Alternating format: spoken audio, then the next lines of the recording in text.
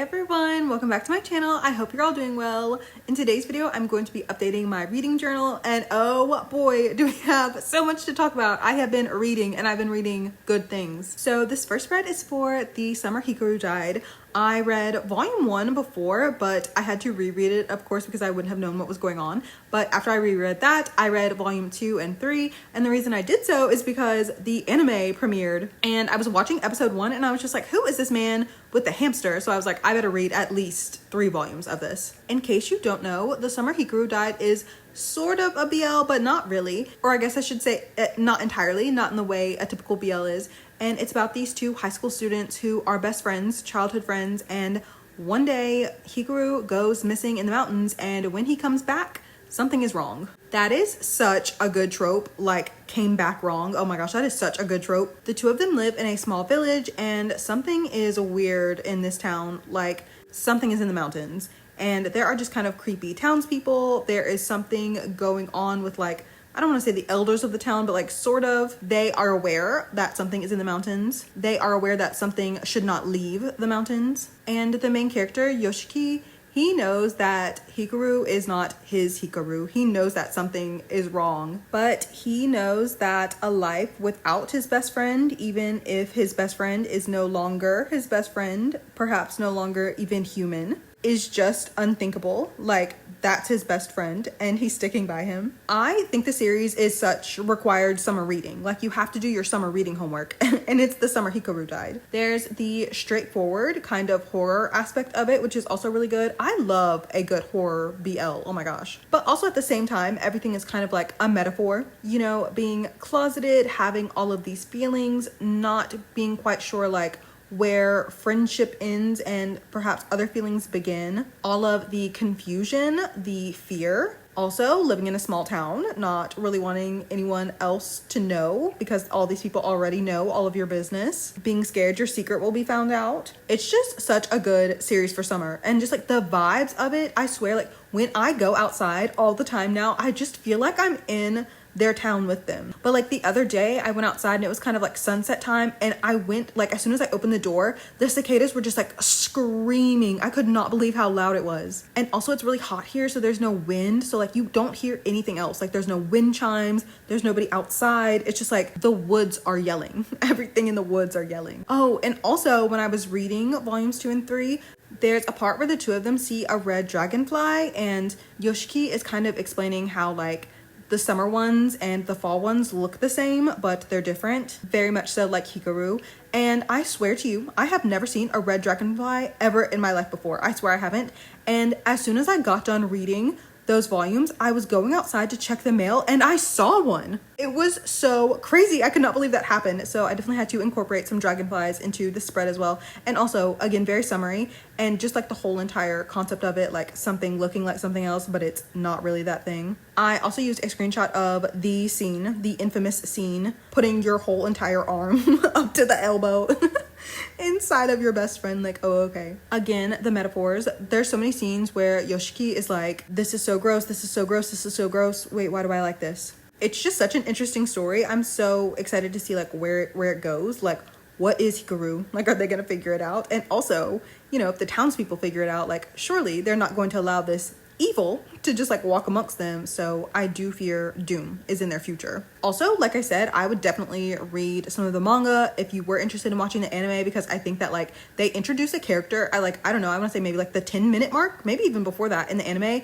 and that character doesn't even show up until volume 3. But I'm really enjoying both formats, and this is just like my summerween activity for 2025. I think if you want a coming of age story that's like a little bit scary, a little bit sweaty, then you definitely would like the series. The next spread I'm making is for Love and Let Lie Season 2. Oh my gosh, I finally finished it. Love and Let Lie is a manhwa, it's on Legend. I talked about Season 1 last year whenever I finished it. I don't even remember when that was. This has been like my manhwa that I like regularly keep up with and like actually buy the chapters of. Like I prioritize buying the chapters of it. It's about 2 men who meet as adults but who sort of briefly met as children.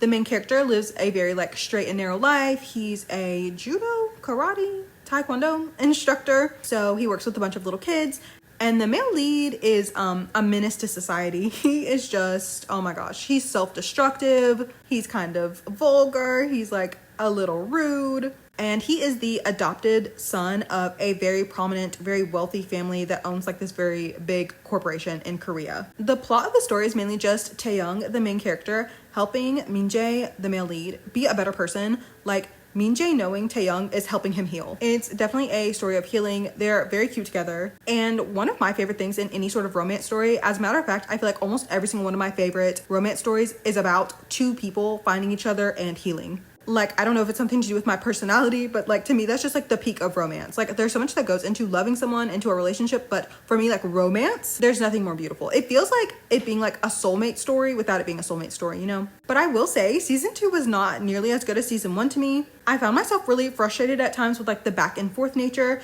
The artist and the author have another story, which is actually one of my favorite ever blmanhwas, called Best Left Unwritten. And it has a back and forth structure between the present and the past, and it really works because it keeps the tension up, because like you don't know what happened between the main characters. But for Love and Let Lie, even though the past is very important to see because some really terrible, horrific things happened to Minjae, and it explains like why he is the way he is as an adult, I just wanted the present day story to like move along, like to move forward. But there were just so many beautiful scenes to me. Like, you could physically see the way Minjae was getting better, becoming a better person, realizing that he has something that he wants to live for, that like his life has meaning and he has someone that he wants to share his life with. And maybe if I hadn't been keeping up with the story so closely, it would have been different. Like, if I had binge read this whole entire season in one go, like maybe it wouldn't have been like as frustrating. And per usual, I never know what is like the fault. I hate to even say fault, but I never know if it's the author, in this case, author and artist. I never know if it's the creator or if it's like the editors. Like, maybe they told them to split the chapters up, you know, very shortly. Or maybe the artist was struggling with deadlines, meeting the deadlines. Maybe it was too much for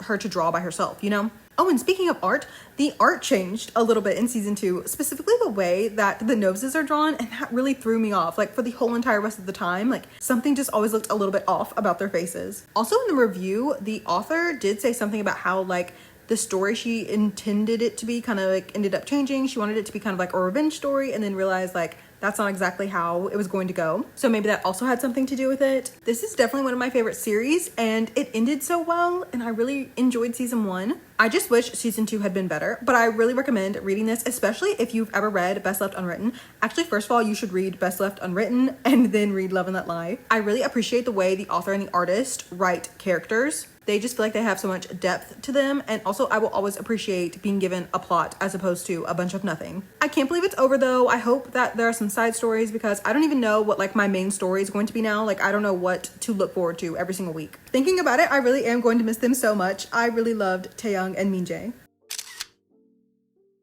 The last spread for today's video is about a series called Someday I'll Fall For You. It's actually a spin-off series, so technically it's the prequel to another manga. I'm so happy I read this series first though. I'll tell you why in a second. But the story is about these 3 friends. They are a little trio. There's 2 boys and 1 girl. They have essentially been raised alongside each other. Their parents are friends. The girl actually doesn't have any parents, and so the 2 boys' parents really kind of like look after her. And I'm thinking when the story begins, they're maybe around like 13 or so. And you see that the 2 boys begin to develop feelings for one another. Their names are Kazuma and Chiaki. And Chiaki, very precious, he was always so sure and also so honest about how he felt, that he liked Kazuma.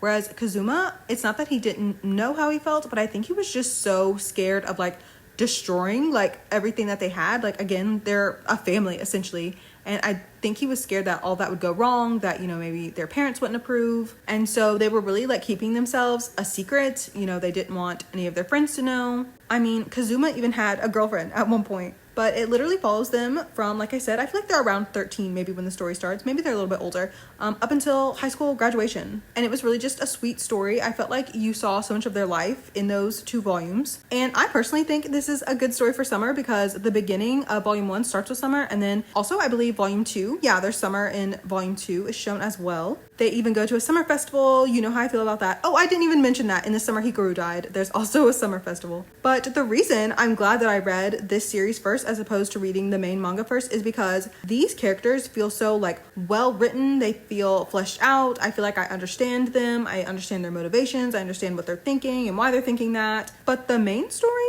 Of course, this prequel was written after the main story, but it's just like, I feel like the characters are not even the same people. And I do think that right now there's an ongoing series of maybe the characters like college days. So maybe that would kind of like bridge the gap between like them as high schoolers to them as adults, because them, like, I'm like, what happened to you two? I mean, like, yes, of course, like when you're very young and in love, that's different than being like an adult, but still, it just seems like Kazuma in particular, I mean, he didn't, spoilers, he didn't even want to live with Chiaki in the main manga. I was like, that doesn't even make any sense. They've been dating in the main story for 8 years. 8 years. Like, I feel like in the main story, Kazuma had kind of like even like a like former delinquent sort of vibe, and like that's not how he was in high school at all. But anyway, the spread is not about the main manga, it's about the prequel series, and I really enjoyed it. It was so wholesome, and I love to see like the growth and progression of people throughout time. Like, I feel like you really cannot do that with one volume of a manga, so for it to be spread out over 2 volumes was so nice. I feel like it was nothing revolutionary, just simply, you know, the challenges of being in love with your childhood best friend. But it was just sweet and wholesome, and it honestly, it like kind of tugged on my heartstrings at the end. I don't know why, I just felt like I had been in the story with them for so long. I loved the female characters in the story too. Their friend Tomo,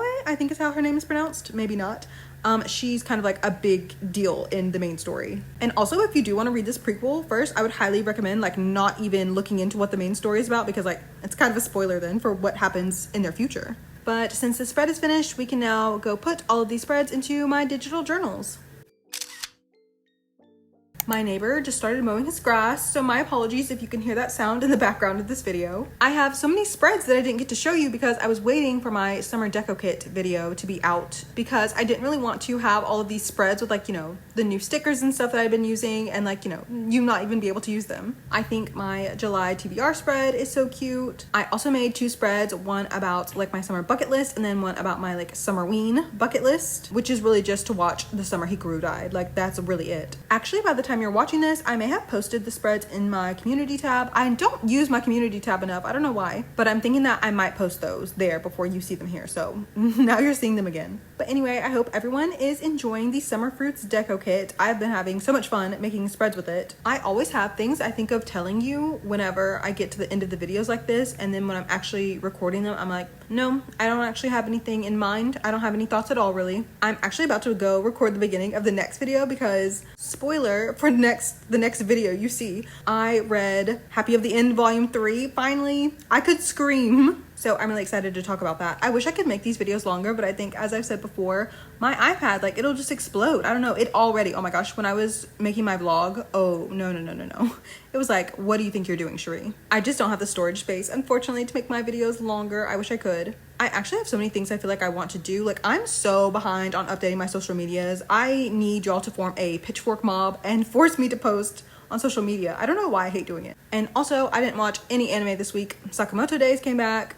Kaiju number 8 came back. I haven't watched episode 3 of The Summer Hikaru Died. I don't really have the time to get into it too much, and also you never know who is going to watch your videos one day in the future, but like recently I just feel like I have betrayed a boundary I set for myself, and now I just feel like I have less time than I used to. Mind you, I always have free time. Like, I have so much I have all the free time in the world actually, but it's just like I don't have as much as I used to, and so because of that, everything is falling apart. But anyway, thank you so much for watching today's video. Everything I used in today's spreads will be in my Pinterest board, and the link to that is in the description box, along with the links to my other social media accounts, as well as the links to my Google Drive folders for all of my deco kits, including the new one. If you have any questions, please let me know. I'll do my best to answer them. I hope that you had fun watching today, and also it's definitely August by the time you're watching this, so happy August. I hope you end your summer well. I will see you in the next one.